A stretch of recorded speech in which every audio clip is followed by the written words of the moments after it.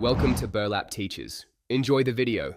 You start by confirming power and basic connectivity. Make sure the printer shows a wireless icon or an IP address.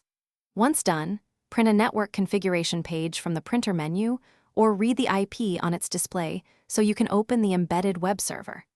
Make sure you also have your router username and password, and check the router label for a default SSID or key.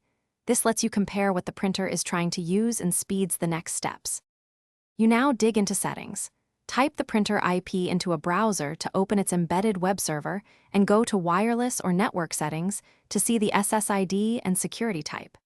If the network key is not displayed for security, switch to your router's admin page to view or change the wireless password. You may need to authenticate.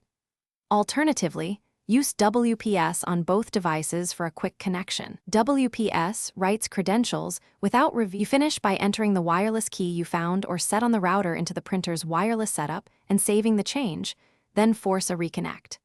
Once connected, print a wireless test page or verify the printer's IP appears in the router's DHCP client list to confirm success.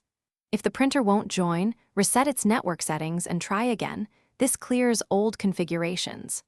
One key troubleshooting tip: if credentials still fail, temporarily change the router password to a simple one and retry to rule out character or encoding issues.